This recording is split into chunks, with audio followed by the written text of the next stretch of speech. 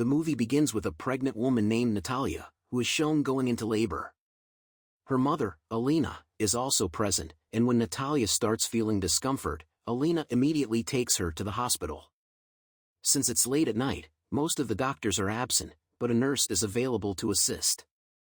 Natalia eventually gives birth to a baby, but when they see the infant, they are all shocked and concerned because the baby begins to float. Natalia is astonished, and she tells her mother that they have given birth to an angel baby. Alina, being knowledgeable and experienced, realizes that this baby is not normal. Indeed, the baby was born defying gravity. Fearful for their safety, they quickly leave the hospital, ignoring the nurse's insistence that it's not time for discharge. Once they arrive home, Alina asks Natalia a strange question. She asks if Natalia remembers who the baby's caretaker is, but Natalia cannot recall.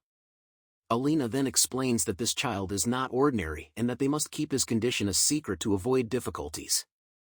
They name the baby Oscar, and it becomes clear that raising Oscar will be a unique challenge. Whenever they leave him alone, he floats to the ceiling and stays there for long periods. His grandmother, Alina, creates special straps to keep him on the ground, and they even pad the ceiling with soft materials to protect him from harm. They live in constant fear that if they take Oscar outside, he might float away into space, so they are extremely cautious with him. As Oscar grows older, both his mother and grandmother take great care of him, but he is never allowed to leave the house. Oscar spends his days inside, watching cartoons of Superman and imagining himself as a superhero. He frequently asks his mother, Natalia, why he is not allowed to go outside, but his questions are ignored. Through the window, Oscar watches children going to school and playing, yearning for freedom and an independent life. He begins to feel like a prisoner in his own home. One day, frustrated by his confinement, Oscar tries to escape through the window, but his grandmother catches him and becomes furious. She seals all the windows and tells Oscar that he will never be allowed to go outside like the other children. She insists that he will study and live at home. This angers Natalia, who argues that they cannot keep him in prison forever and that he will eventually have to go outside. In response, Natalia creates a jacket for Oscar with 2 stones in the pockets to keep him from floating away. Ignoring her mother's warnings, she takes Oscar outside, but instructs him to keep his secret hidden, even from Superman, or else he won't be a superhero anymore. During an outing to buy groceries, Oscar accidentally bumps into a little girl named Agata, causing her to drop her things. Angry, Agata gives Oscar 2 water bottles and tells him it's his punishment to carry them to her house. At first, Oscar refuses, but he eventually agrees after Agata insists. Oscar, now holding 2 heavy water bottles along with the stones in his pockets, begins to feel the weight. He decides to drop the stones from his pockets to lighten the load. Oscar and Agata become friends as they walk to her house, but when they arrive, Agata demands the water bottles back. Oscar refuses because he knows that without the weight, he will start floating again. However, Agata, being young and unaware of his condition, grabs the water bottles from him.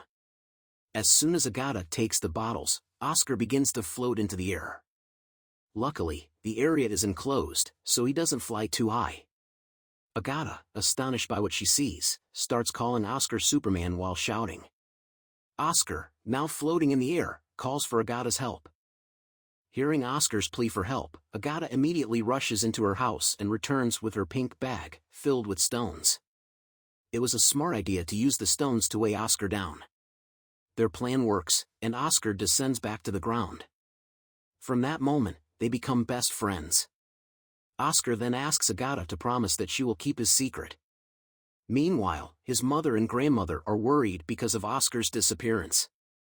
They search for him all over in fear that he might have floated away. His mother finds the stones on the ground that she had placed in his pockets earlier. Oscar eventually returns home with Agata's pink bag and tells his mother about her. Concerned, his mother asks if he revealed his secret to Agata. Oscar lies, saying he did not. Despite this, Oscar and Agata continue to meet in secret for many days. One day, Oscar's mother discovers that Agata knows about his secret. From that day on, she forbids Oscar from meeting Agata. Agata tries to visit Oscar's house, but Natalia turns her away at the door. This behavior raises suspicions among their neighbors, who begin to think that Oscar's mother and grandmother are mistreating him. They wonder why Oscar is never allowed outside and why he doesn't attend school. Eventually, they report the situation to the police, and the next day, the police arrive at their house, warning them that Oscar must attend school. Under pressure, they have no choice but to send Oscar to school. His mother goes with him, knowing that Oscar will never be able to live a normal life. Tears fill her eyes as they drop him off at school, and she realizes the gravity of their situation. That day, Natalia decides to leave their home and move to a distant place, where they can live in isolation once again. Many years pass, and Oscar grows into a young man.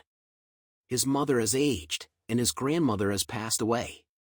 Oscar still keeps the pink bag that Agata gave him as a child, never letting it leave his side, even sleeping with it. Despite growing older, Oscar's life remains the same, secretive and confined to the house. He and his mother continue to care for each other, but Oscar becomes increasingly bored and frustrated with his hidden life. One day, Oscar begins to imagine what it would be like if the world knew about his secret. He dreams of becoming famous like his idol, Superman, and believes that people would write books about him. However, his mother strongly opposes this idea, fearing that she would lose him if the world knew about his abilities. For the sake of his mother, Oscar tries to remain patient. But one day, without telling his mother, Oscar sneaks out of the house and attends a magic show. This show is a place where people display their unique talents. The performance reaches its peak, and Oscar decides to reveal his own extraordinary talent. That night, his mother watches the show from home, helpless and worried. Oscar's performance makes him an instant sensation.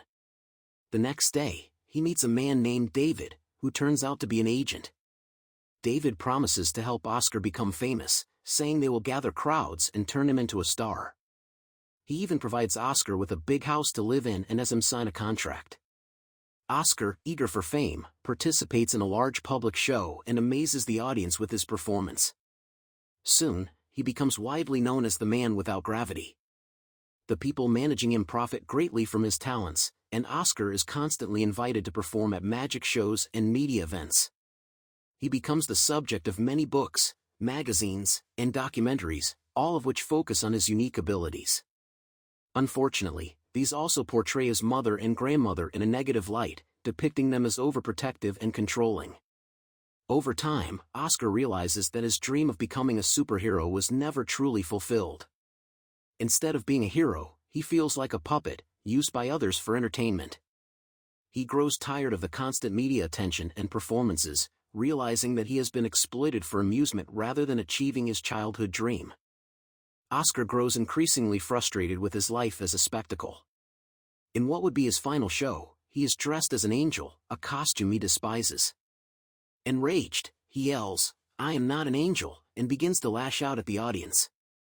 Afterwards, he tells his mother that he has had enough and wants to leave it all behind. He also informs his agent, "Enough. I don't want to be famous anymore. My work ends here."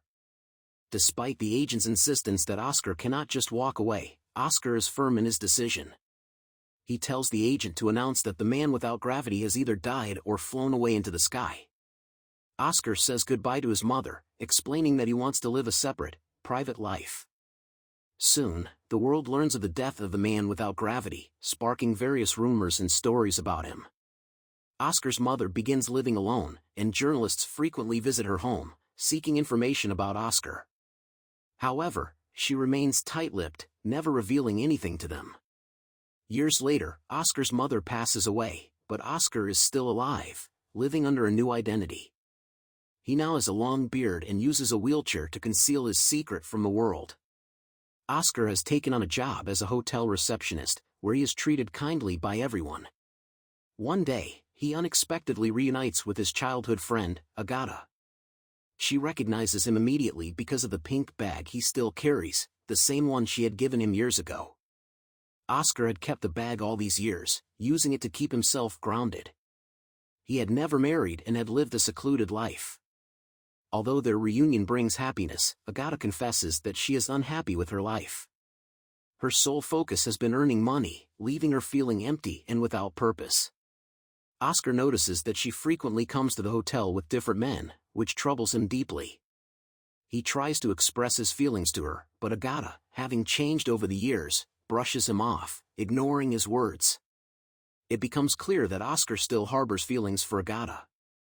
Her difficult life and personal struggles have caused her to become hardened and distant, but eventually, the two reconcile. They rekindle their friendship, and over time, their bond grows stronger. Oscar and Agata eventually marry and move back into their shared childhood home, bringing the story full circle. And with that, the movie ends.